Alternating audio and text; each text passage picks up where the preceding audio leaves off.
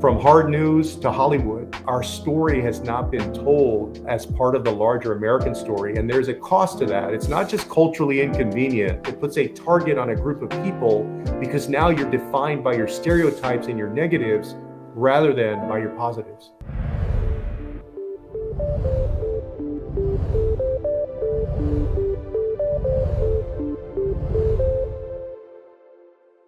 Congressman, welcome. Thank you for taking time out and joining us today on Our Esquina, the Latino Excellence podcast. At Our Esquina, we take pride in amplifying Latino voices in sports, arts, and culture. You're one of the leading voices in politics, Latino voices in culture, and an advocate for more Latino voices.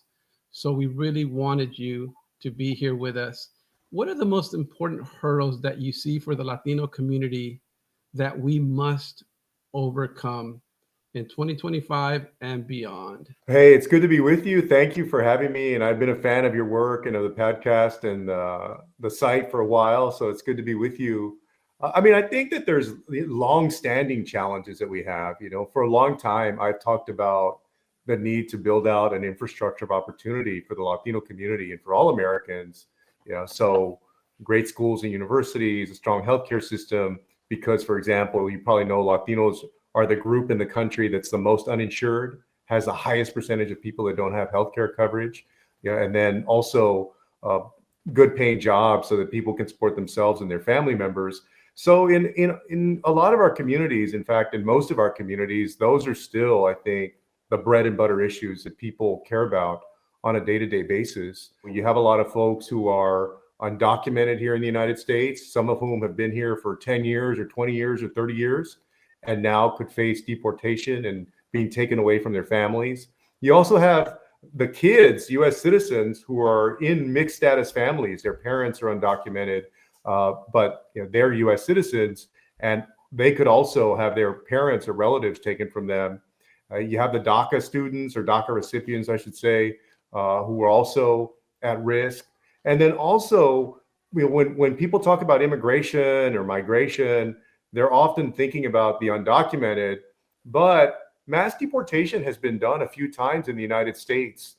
And it was done around the time of the Great Depression. And then again, some years later in what was known as Operation Wetback. And during that time, there were between 1 and 2 million Latinos who were US citizens who had a right to be in the country. This was their country, and they were deported to Mexico. And so there is a danger that as this mass deportation campaign gets going, it's not only going to be the undocumented who are affected, but US Latino citizens in different communities in Texas and Florida, California, in different places, who are also basically racially profiled because a law enforcement officer may think that they're undocumented and they can't prove right away. You don't have a passport, you don't have a birth certificate on you, can't prove right away that you're a US citizen, and you can get ensnared or wrapped up in that whole process. Funny you should mention that. When my daughter returned back to school, she left her passport here. And I had that concern. I said, you need to carry your passport. She says, no, I have my passport card, Dad. We're good. Yeah. Because that concern, I was born in the US, but my dad was born in Mexico. And we had a lot of undocumented relatives. So I know the fear of that community. And so when we talk about speaking out, what can we do? What would you recommend for people who are here legally and can speak up for our undocumented family members? What should we do? What should we be aware of in 2025? Well, I always tell people, be sure to participate in politics. Always vote, and then get involved in speaking out to your members of Congress, your state legislators, your city council members, everybody, because you have a right to do that, but also because I believe that it makes a difference. And, if people stay quiet, if they stay silent about their opinion, then what happens is the politicians, they don't think that opinion exists, or they think that it's very small. And there are a lot of people who are feeling a lot of concern and a lot of fear right now, either for themselves or for their family members. And they should speak up on this issue, but then on other issues, on taking away, there's Republicans in Congress want to do away with the Affordable Care Act. Well, it's Latinos who have benefited the most, again, as a community from the creation of the Affordable Care Act. And so whether it's on immigration or healthcare or education, there's a proposal to do away with the Department of Education in the federal government. That would mean billions of dollars lost in states like Texas and Arizona, New Mexico, California, across the country. That's going to impact our community, and people should use their voice to speak up. Speaking of using their voice, amplifying our greatness, when we launched Our Esquina, we had a panel discussion, and because I wanted to set the tone of amplifying our greatness. And I had the first Latino general manager in Major League Baseball history, Omar Minaya, the first Latino president in NBA history, Gerson Rosas, Colombian who grew up in Houston, and then Gloria Nevarez, the first Latina commissioner of Major Division I conference, and Al Gonzalez, the first Latino attorney general. There aren't many of us who are trailblazers, and you've done a great job of amplifying and celebrating our trailblazers. This summer, we lost Johnny Canales. Take it away, right? And you gave an impassioned speech. How important was it for you to honor Johnny Canales and to celebrate the Tejano music icon? I rise to honor Juan Jose Johnny Canales, a legend of Tejano music who died on Thursday at the age of 77. Johnny was a champion for civil rights, an advocate for veterans, and a musician in his own right, but he was best known as the host of the Johnny Canales Show. For me, it was special to be able to go on to the floor of the United States House of Representatives and let the country know, for those who didn't have the honor of watching his television show, to let the country know how important he was to a lot of people.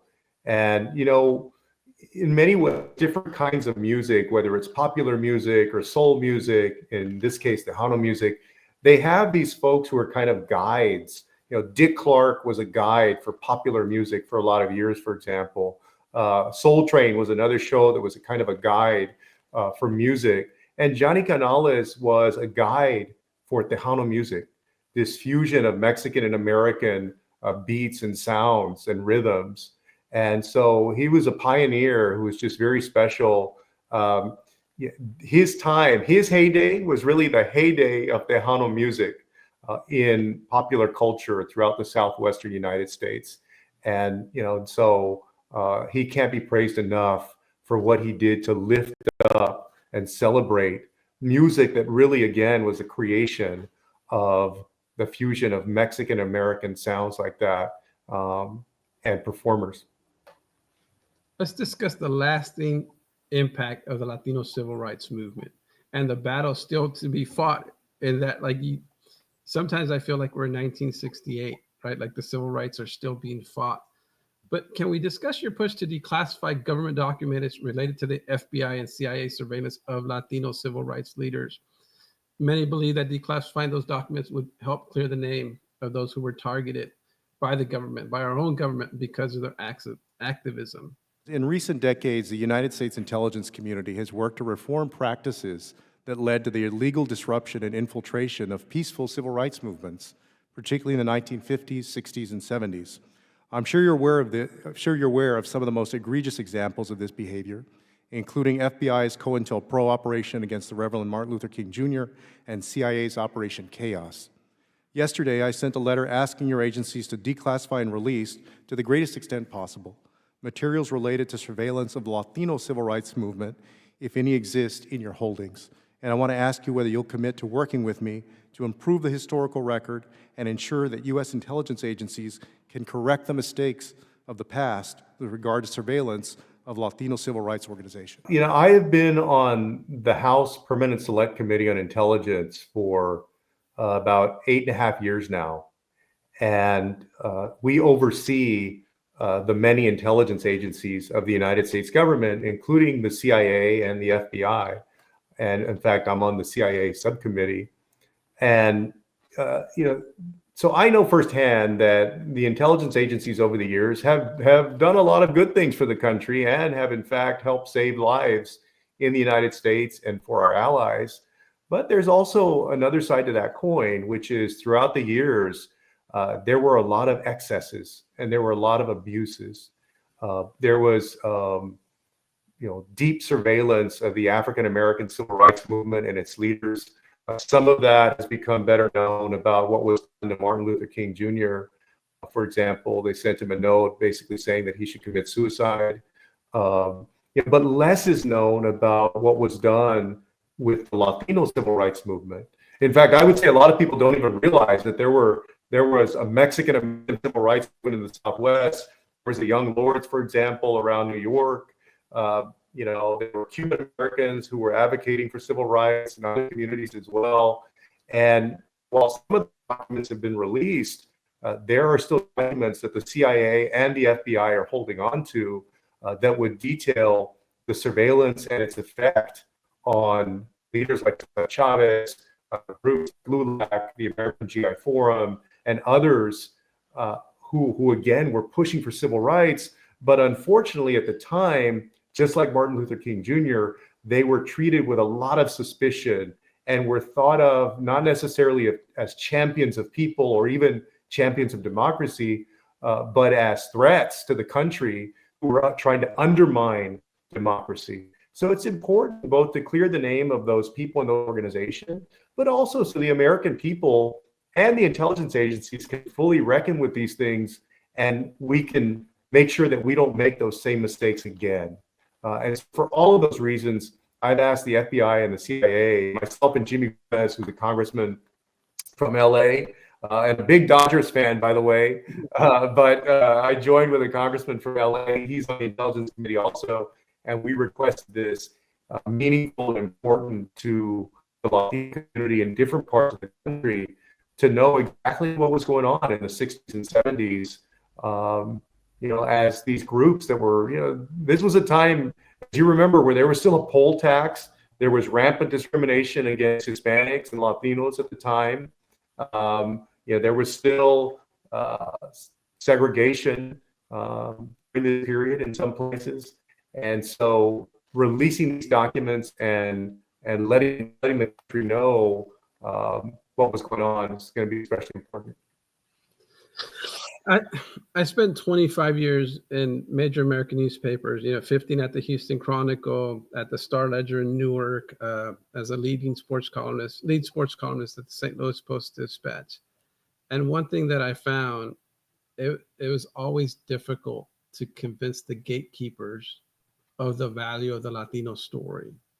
I've friends throughout Major League Baseball who tell me, like, how do we get more Latino stories? How do we get more bilingual people to cover Major League Baseball? And to me, part of the reason I founded Our Esquina is because I wanted to tell the Latino story to an English preferred audience. Because obviously, Univision, Telemundo, they do a great job telling it in Spanish, but in English, our story tends to be lost, and it tends not to be told by us. And movies, I was telling Reggie Jackson, about the importance of you have to see it to be it. And the great Mr. October goes, say that again, Jesus. I've never heard that, which to me it was like a cliche, right? But you have to see it to be it. You have to see Joaquin Castro to realize, what, I could aim to be a congressman. You have to see us in movies depicted beyond the cartel guy or the gangbanger, right, or the and you have been one of the leading advocates in America, not just Congress, to increase Latino representation in movies and films. You have pushed for greater Latino representation in Hollywood, building on their work, an annual list of film nominations for great Latino-driven films that should be honored. What can we do to amplify that fight and to join you in that fight? Because, we need, more Latinos in Hollywood, more Latinos everywhere. But if our stories aren't told, people don't realize of our greatness. Yeah, Susan, I think, I feel like it goes beyond that. I really started this work really hardcore after what happened in El Paso in 2019, where this guy drives from Dallas and goes to El Paso and he kills 23 people and he injures more than 20 others because he said he considered them, quote unquote, Hispanic invaders to Texas. when Latinos have been here, even before the state of Texas was created or before it became part of the United States. Um, and so I asked myself, like, how does somebody come to that belief? This is somebody that grew up in, in a deeply immigrant community or had a lot of experience with Latino immigrants. And I don't think there's a single answer, and I didn't have a conversation with the guy. But I do think that part of the challenge is that the Latino story has been left out of the American story. Yeah, so wherever you grew up, ask yourself, if you go to the United States, when you were in 7th grade, 11th grade, 12th grade, how many Latinos or Latinas did you study in your American history books? Or how many Latino or Latina authors did you read when you were in English literature? Uh, and the answer is often almost zero or very few. And so to me, what happens is when you're not defined by your contributions and your positives, it leaves a kind of cultural void. And that cultural void, unfortunately, has been filled by stereotypes from mass media, from hard news to Hollywood, that instead of depicting Latinos as great athletes or business people or scientists or anything else that's positive, depict you as the gangbanger, as the quote unquote illegal, as Latinas as sex symbols only, and so this was an effort for me to say, hey, wait a minute. In different industries and in different ways, Latinos have made an incredible contributions to this country. And also, the community makes up almost 20% of the country. And I tell this story about how I had a meeting with the Association of American Publishers one time, and I asked I put out a question to one of the publishers, CEO of one of the big publishing companies, whether he could name 3 Latinos or Latinas who had a significant impact in American history, basically. And he thought about it for a few seconds, and he finally said that he couldn't. And, this was a very accomplished Ivy League educated guy who's sending textbooks into our schools and to our universities. And so if this gentleman can't answer that question, I think the sad thing is if you asked 85%, 90% of Americans, some of them, folks they would probably be able to name are either athletes or popular culture figures like Jennifer Lopez, for example, but what about the folks in literature? What about the folks in business? What about the folks in science? The Latino community, again, our story has not been told as part of the larger American story. And there's a cost to that. It's not just culturally inconvenient. There is a cost. It puts a target on a group of people because now you're defined by your stereotypes and your negatives rather than by your positives. Speaking of positives, we talked about, we have a mutual friend, Carol Alvarado, and I talked to her about just controlling the narrative, owning the narrative, and not letting people. We talk about immigration, and a lot of the time people say, well, what's going to happen? How much is our food going to cost? And that's important to know, right? Because who's going to pick the Sure. the crops. But I like to point out the second generation. My dad has a 3rd grade education from El Chante, Jalisco, Mexico, and he has a granddaughter at Yale University. Yeah. He has another granddaughter at Rice University, and he has a son who's an Aggie. When we talk about education, you left San Antonio to attend Stanford with your brother at a time where there's still not many Latinos at these schools. How important is it for our kids to aspire to be at the Ivy League or the so-called new Ivies like Stanford and Rice? Can you tell us a little bit about the challenges of leaving San Antonio to be at Stanford, but also the importance of having our kids aspire to be at these places and to know that there's a place for them at these places? Yeah, I mean, I hope that everybody chases their dream, whether that means that you want to go to A&M or UT, or you want to go to Stanford or Harvard or wherever you want to go. And I know there's also a big part of our community that doesn't go on to college. and they're still chasing their dreams as well.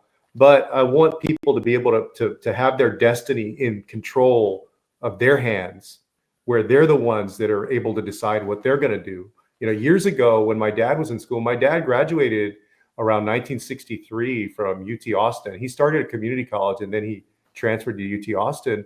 But back then, what they would do to you in school is if you went to the counselor and you said, "Hey, I want to be an engineer. I want to be a doctor."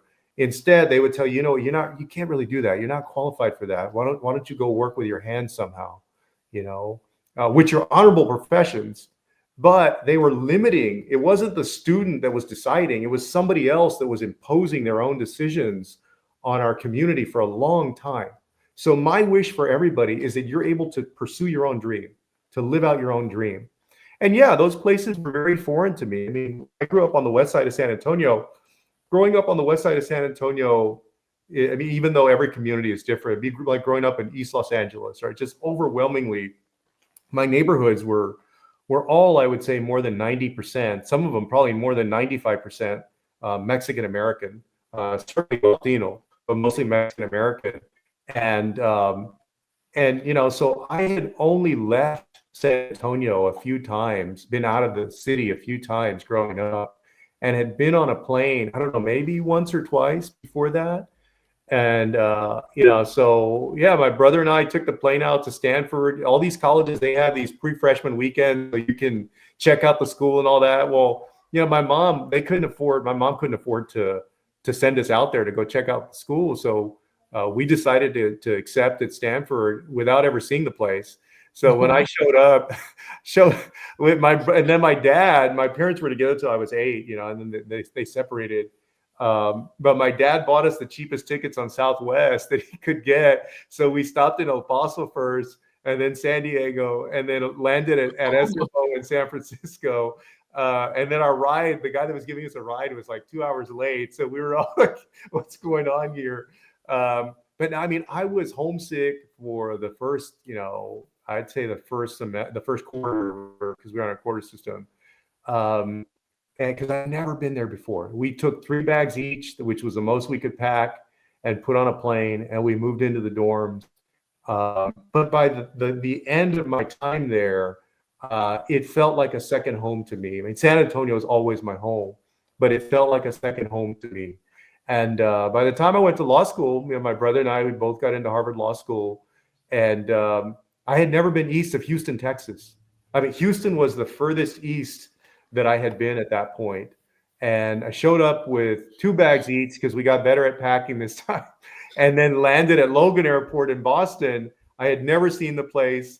We moved into the dorm, spent 3 years there, and then I always wanted to come back to Texas. And so we, moved back to San Antonio and started work as attorneys, and then ran for office eventually and everything.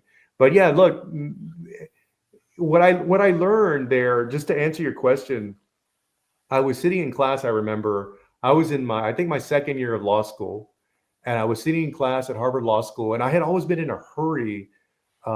We skipped a year of high school, and I think that I was in a hurry because I always saw my parents, my grandmother struggle for money. Money was always tight, and I was always worried that I was not going to have enough money to pay my bills and do the things that I wanted to do. So I needed to feel like I was going to be successful and everything was going to be okay. So it's like I was in a hurry to make sure the story was going to end well. And so I was in class, and I finally slowed down, and I looked around the room, and I realized that I'm sitting here with some of the brightest people, not only from the United States, but from all over the world. And something really struck me back then that I still believe today.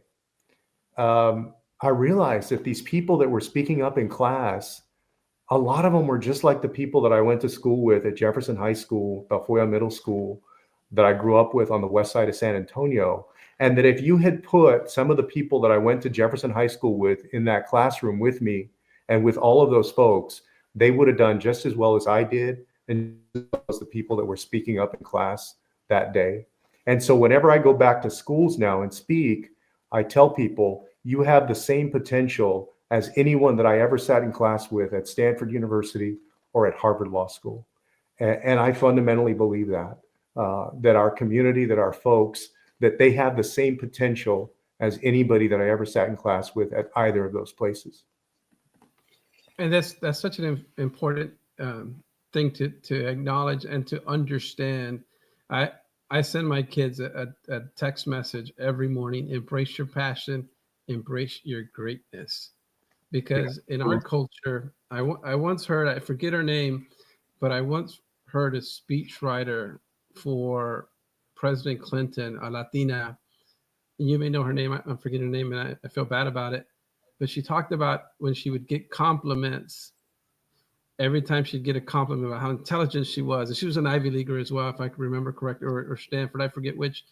But every time she got a compliment, she'd bow her head like most Mexicans do, like, no, no, no, no, no, no. Whereas other cultures, you know, I tell my kids, when you get a compliment, own it. Thank you. Yeah. Thank you very much. Where most of our gente, you get a compliment, you're told how smart you are. You're like, no, no, no, you know, because we're taught to be humble, right? Yeah, it's Like, very humble. Like ours is a very humble community, like for the most part. I agree. and sometimes you're like, no, no, you're in that room, you own your greatness because everybody else is going to own it and realize you belong. How important are Latinos to the Democratic Party's future? And also, how can we get more Latino senators and perhaps eventually a vice president and president? Where do we go from here in light of what just happened in these recent elections?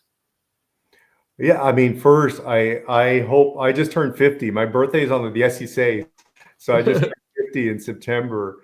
And look, I hope that I'll get to see the first Latino or Latina president of the United States, and also see more folks in the Senate and in the Congress. Right now, the House of Representatives is only, I think, about 11% Latino, and the country is about 19.5% now. So I think we'll get there. For the Democratic Party, the Latino vote is absolutely crucial. But we got to make sure that we're talking to folks, that we're reaching out to folks. Obviously, can't take anybody for granted, Latinos or anyone else. And if you take a look at the Rio Grande Valley, where my wife is from Alton, Texas, originally in the Rio Grande Valley near Mission and Edinburgh. But for years, I think the Democratic Party, because that area was so Democratic and all the races were decided in March, they didn't worry about doing campaigning out there, door knocking or sending mail or doing commercials or anything for November against the Republicans, because they figured it's heavily Democratic and none of the races are going to be close. The Democrats going to win. Well, I mean, look, what happens over the years, if you do that, is that your relationship with a group of people, it starts to atrophy and it starts to get weaker. And then also, like I said very, very clearly, that the Democratic Party of 50 years ago, it didn't do everything that it could for places like the Rio Grande Valley. It didn't build out the higher education infrastructure. It didn't build out the transportation infrastructure that it should have. So there are ways that, in fact, it could have been better, right? And so I'm not saying Republicans are doing a great job, Texas state Republicans now, Greg Abbott and all those guys, but I'm saying that there are things back then that as Democrats could have been done that weren't done. And so we got to make sure that we reconnect with the Latino community, that we keep going after their vote. We don't assume that they're going to vote Democratic just because they have in years past, and do what you should do as an elected official or as a candidate, which is to go out and earn people's vote. I like to finish every podcast interview by asking an open-ended question. What should Latinos know it's okay to do? For instance, I would say Latinos should know it's okay to embrace your greatness and be proud to shine. How would you finish this sentence? Latino men should know it's okay to, like, if you could give me that sentence, what do you think it's okay for us to do that maybe we don't realize or don't appreciate, that it's okay to do this? I mean, I think it's okay for Latino men to not have all the answers.